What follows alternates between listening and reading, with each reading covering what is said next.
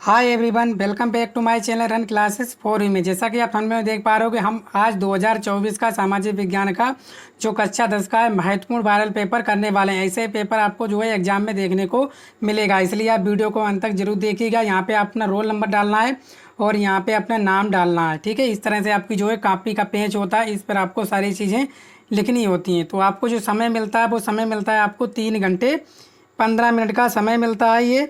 और आपका पूर्णांक होता है 70 नंबर का, पूरे 70 नंबर का आपका आता है। 30 नंबर आपको प्रोजेक्ट में मिल जाते हैं, ठीक है। समान निर्देश हैं। और जो आपको प्रारंभ के जो 15 मिनट मिलते हैं साथियों, वो आपको क्या मिलते हैं, सिर्फ प्रश्न पत्र पढ़ने के लिए मिलते हैं। सभी प्रश्न आपके लिए अनिवार्य हैं। इस प्रश्न पत्र के 2 खंड, खंड आ तथा खंड बा हैं, ठीक है। तो खंड आ में आपके क्या होंगे, 20 बहुविकल्पीय प्रश्न होंगे, जिनका उत्तर क्या देना होता है, आपको ओएमआर सीट पर देना होता है। और खंड आ के प्रत्येक प्रश्न निर्देश पढ़कर केवल प्रदत्त ओएमआर सीट उत्तर पत्रक पर ही उत्तर दें। और क्या है, ओएमआर उत्तर पत्रक पर उत्तर देने के पश्चात आप उसे काटे नहीं तथा इरेजर अथवा व्हाइटनर का प्रयोग ना करें। ये बहुत बड़ी चीज़ है। अगर आपने एक बार टिक कर दिया तो दोबारा उसको ना तो काटें ना ही व्हाइटनर का प्रयोग करें। प्रश्न के अंक उसके सम्मुख आपके अंकित होंगे। खंड बा आपका वर्णनात्मक जो है प्रश्न है, जिसमें आपको 6 नंबर के पूछे जाते हैं, 4 प्रश्न। खंड बा में सभी प्रश्न आपको एक साथ ही करें। प्रथम प्रश्न से आरंभ कीजिए तथा अंतिम प्रश्न तक करते जाइए। जो प्रश्न ना आता उस पर समय नष्ट ना कीजिए, ठीक है। अगर आपको कोई प्रश्न नहीं आता तो उस पर समय बर्बाद ना करें और अपना जो है प्रश्न करें, ठीक है। चलिए, तो खंड आ करेंगे बहुविकल्पीय प्रश्न जो आपके 20 अंक के आते हैं। तो पहला प्रश्न निकल के आ रहा है कि निम्नलिखित में से कौन अजैविक संसाधन है। तो कौन अजैविक संसाधन, चट्टाने, पशु, पौधे या मछलियाँ। तो आपको पूरा पेपर आपको ये हल मिलेगा, पूरा सोल्यूशन सहित मिलने वाला है। तो निम्नलिखित में कौन सा अजैविक संसाधन, चट्टाने, पशु, पौधे या मछलियाँ। तो आप सभी जानते हो अजैविक संसाधन मतलब जिसमें जान नहीं होती है। तो जान किस में नहीं होती है, आपकी चट्टानों में। तो ऑप्शन नंबर ए आपका पहले प्रश्न का सही आंसर है, ठीक है। तो उम्मीद करता हूँ आप लोग समझ पाए होंगे। अपने दोस्तों में भी इसे शेयर कीजिएगा और चैनल पर पहली बार आए चैनल को सब्सक्राइब भी कर लीजिएगा, क्योंकि इस तरह के वीडियोज़ मैं आपके लिए लाता रहता हूँ। आपका एक भी प्रश्न इससे बाहर नहीं देखने को मिलेगा, ठीक है। दूसरा प्रश्न बोला गया है कि ध्यान से देखेंगे। बोला गया राष्ट्रवाद का प्रारंभ जिस देश में हुआ वह है जर्मनी, इटली, फ्रांस या इंग्लैंड। तो राष्ट्रवाद का प्रारंभ जिस देश में हुआ वह है, कौन सा देश है जिसमें राष्ट्रवाद का प्रारंभ हुआ था, जर्मनी, इटली, फ्रांस या इंग्लैंड। तो ऑप्शन नंबर 2 का जो है कौन सा आंसर सही होगा। तो राष्ट्रवाद का उदय जिस देश में हुआ था वह था आपका कौन सा, फ्रांस। याद रखोगे क्या है आपका, फ्रांस, ठीक है। तीसरे नंबर प्रश्न की तरफ बढ़ते हैं। तो तीसरा नंबर बोला गया कि आर्थिक महामंदी का प्रारंभ किस वर्ष हुआ, 1919 ई में, 1924 ई में, 1929 ई में या ऑप्शन नंबर डी 1934 ई में। तो आप भी फटाफट हमारे साथ आंसर को करते चलिएगा। आप भी देखो हम कितने सही कर पा रहे हैं, ठीक है। अगर नहीं सही कर पा रहे हैं तो आप और भी अपने तैयारी में 4 चांद लगाइए, ठीक है। तो तीसरे का क्या हो जाएगा, जो आर्थिक महामंदी का प्रारंभ हुआ था वो हुआ था आपका 1929 ई में, ठीक है। आप याद रखेंगे, ठीक है। प्रश्न आप 4 देखने वाले हैं। तो 4 बोला गया भारत में राष्ट्रीय उपभोक्ता दिवस कब मनाया जाता है।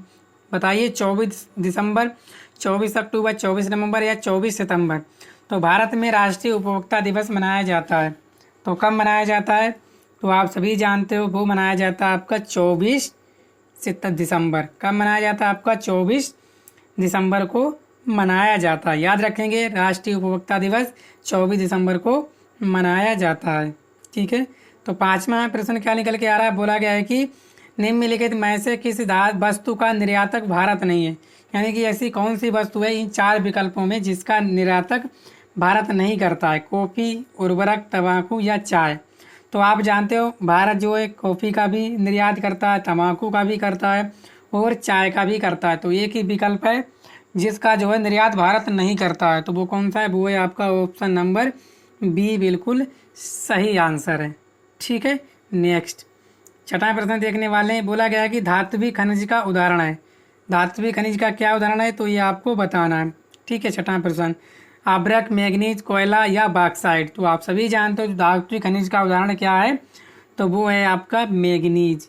क्या है, मैग्नीज आपका धात्विक खनिज है, ठीक है। चलिए 7वें प्रश्न की तरफ चलते हैं। 7वां प्रश्न आपसे बोला गया है कि सुंदरवन राष्ट्रीय पार्क किस राज्य में स्थित है। मोस्ट इंपोर्टेंट है, ऐसे ही पेपर में आपके छपने वाले असम, उड़ीसा, पश्चिम बंगाल या मध्य प्रदेश। तो 7वें का क्या हो जाएगा, तो सुंदरवन जो राष्ट्रीय पार्क है वो आपका पश्चिम बंगाल में स्थित है। कहाँ स्थित है, पश्चिम बंगाल। ठीक है, चलिए 8वां प्रश्न बोला गया चाय की खेती के लिए कौन सी मिट्टी उपयुक्त है। लाल मिट्टी, जलोढ़ मिट्टी, पर्वतीय मिट्टी या लेटेराइट मिट्टी। तो चाय की खेती के लिए कौन सी मिट्टी आपके लिए उपयुक्त है, तो आप 4 विकल्प आपको दिए हैं। ठीक है, ये विकल्प वाली जो परीक्षा होती है बहुत ही कठिन मानी जाती है अगर आप इसको तैयार नहीं करते हो तो क्या हो जाएगा, तो चाय के लिए आप लेटेराइट मिट्टी का क्या करते हैं, उपयुक्त होती है आपकी, किसके लिए, चाय के लिए। तो ऑप्शन नंबर डी इसका राइट आंसर हो जाएगा। ठीक है, चलिए आपका नेक्स्ट सवाल, तो नेक्स्ट सवाल है आपका कौन सा, 9वां सवाल बोला गया कि भारत आने पर महात्मा गांधी जी ने पहला सत्याग्रह कहाँ किया था जब महात्मा गांधी जी भारत पहले आए थे। चंपारण, बारडोली, अहमदाबाद या खेड़ा। तो 9वें का आपको राइट आंसर बताना है। तो जब भारत आए थे आपके महात्मा गांधी जी, तो उन्होंने अपने सबसे पहले जो सत्याग्रह किया था तो वो किया था आपके चंपारण में। कहाँ किया था, चंपारण। ऑप्शन नंबर ए बिल्कुल राइट आंसर हो जाएगा। ठीक है, चलिए बोला गया है कि 2 राज्यों के बीच वस्तुओं का आदान प्रदान कहलाता है राष्ट्रीय व्यापार, अंतर्राष्ट्रीय व्यापार या आपका क्या कहलाता है, आंतरिक व्यापार या वस्तु विनिमय। तो दो राज्यों के बीच वस्तु का आदान प्रदान तो आपका क्या कहलाता है, तो वो कहलाता है आपका आंतरिक व्यापार। ठीक है, देश में राष्ट्रीय और देश विदेश दोनों में, एक देश से दूसरे देश में तो कहलाता है आपका अंतर्राष्ट्रीय व्यापार। ठीक है, समझ में आ गया होगा। गांव में तो वस्तु विनिमय कहलाता है आपका।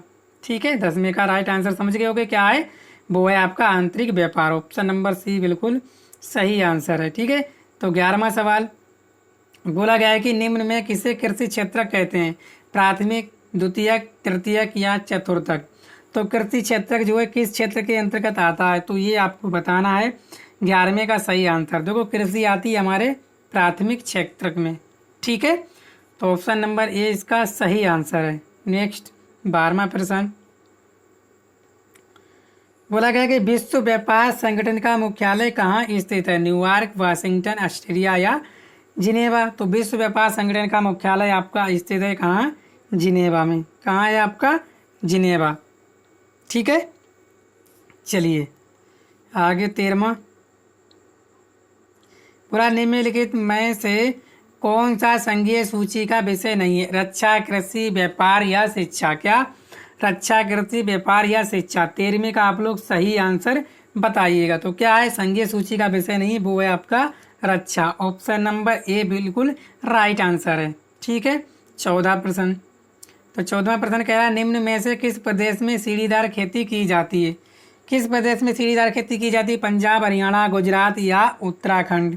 तो आप सभी जानते हो सीढ़ीदार खेती की जाती है आपके कहाँ, उत्तराखंड में। ऑप्शन नंबर डी बिल्कुल सही आंसर है इसका। ठीक है, 15वां प्रश्न, तो 15वां प्रश्न क्या बोला गया है, निम्नलिखित में कौन सा ग्रामीण क्षेत्र में विकास का लक्ष्य है। तो ग्रामीण क्षेत्र में विकास का लक्ष्य कौन सा, नियमित कार्य, उपज की उचित कीमत, बेहतर मजदूरी या ये सभी। तो कौन सा ग्रामीण क्षेत्र में विकास का लक्ष्य है, तो देखो नियमित कार्य भी होना चाहिए, उपज की जो है उचित कीमत भी मिलना चाहिए। हम लोग गेहूँ धान करते हैं, उसकी जो है क्या होना चाहिए, उचित कीमत मिलनी चाहिए और बेहतर मजदूरी भी मिलनी चाहिए। तो ये सभी जो है होना चाहिए आपके एक ग्रामीण क्षेत्र में विकास के लिए।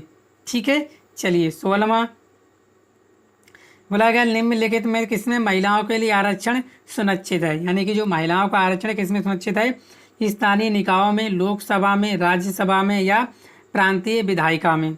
तो निम्नलिखित किसमें महिलाओं के लिए आरक्षण सुनिश्चित है, तो बताइएगा इसका कौन सा आंसर हो जाएगा 16वें का।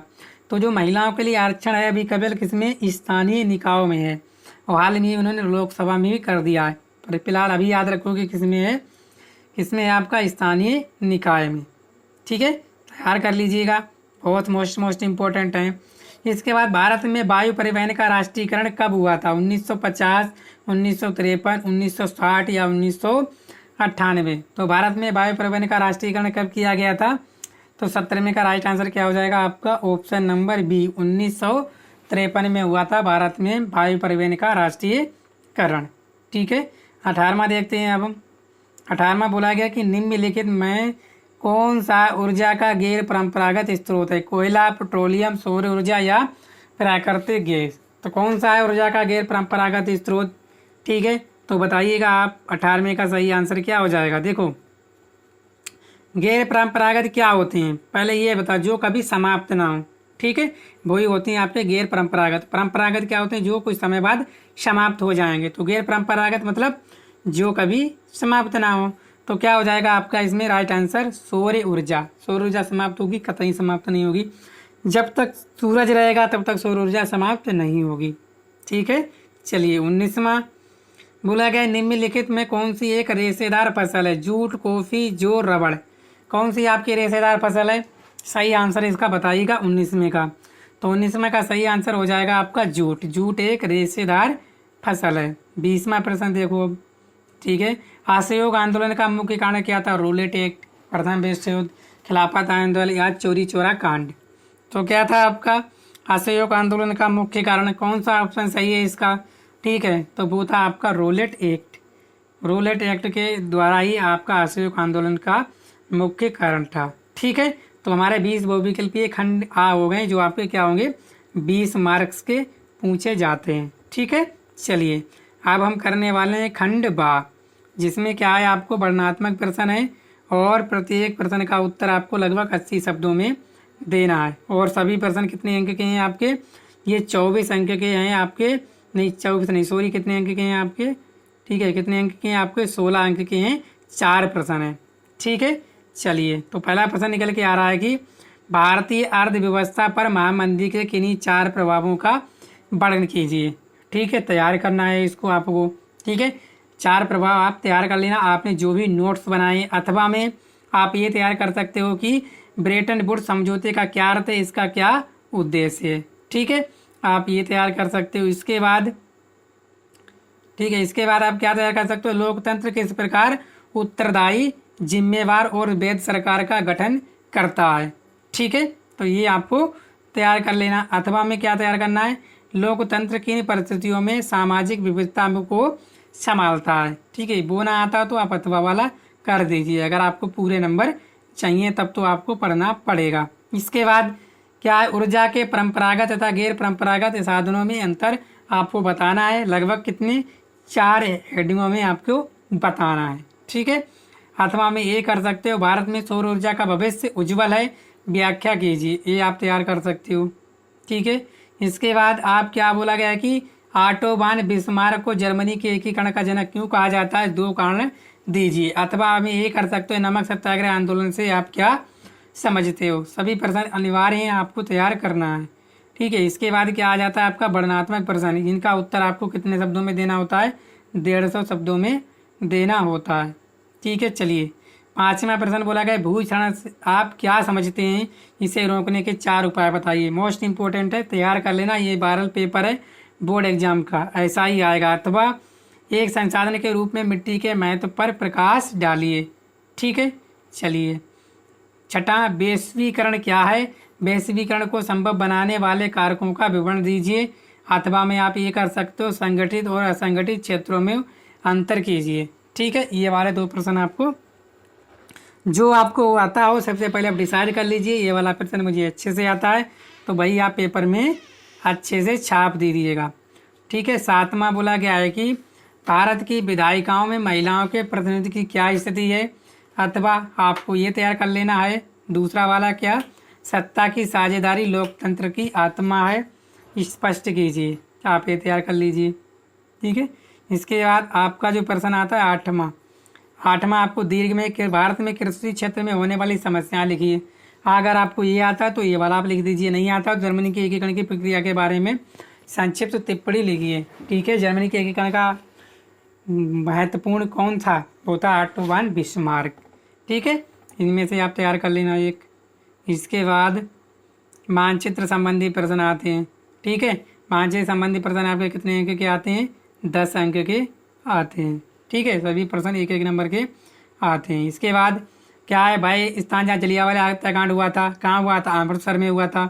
तो ये आपको वहाँ लिख देना है। ठीक है, मानचित्र मिलेगा भारत में। ठीक है, वह स्थान जहाँ, ठीक है, तो क्या है, वह स्थान जहाँ महात्मा गांधी नमक बनाना प्रारंभ किया, चोरी चोरा कांड कहाँ हुआ था, ये सब आपको तैयार कर लेना है। ठीक है, महात्मा गांधी नमक कानून कहाँ तोड़ा था। ठीक है, इसके बाद 1927 में भारतीय राष्ट्रीय कांग्रेस का अधिवेशन कहाँ हुआ था, ये आपको तैयार करना है। ठीक है, इसके बाद पश्चिम बंगाल का राष्ट्रीय उद्यान इस चिन्ह से आपको दर्शाना है। और क्या है आपका नर्मदा नदी का बांध चिन्ह द्वारा। ठीक है, ये सब आपसे पूछे जाते हैं कि कौन किससे आपको दर्शाता है। ठीक है, महानदी का चिन्ह इस चिन्ह से। ठीक है, झारखंड के कोयला क्षेत्र द्वारा नाम सहित। तो ये मानचित्र जो है आपको तैयार कर लेना है, इस तरह से आपके जो पेपर में आएंगे। तो उम्मीद करता हूँ आप लोग समझ पाए होंगे। तो वीडियो को आप लोग अपने दोस्तों में शेयर कीजिए और चैनल पर पहली बार आए चैनल को सब्सक्राइब भी कर लीजिएगा। ठीक है, तो वीडियो पर अंत तक बने लेकिन रहने के लिए आप सभी का धन्यवाद। वीडियो को शेयर करना, चैनल पर पहली बार आए चैनल को सब्सक्राइब भी कर लीजिएगा। ठीक है, थैंक यू।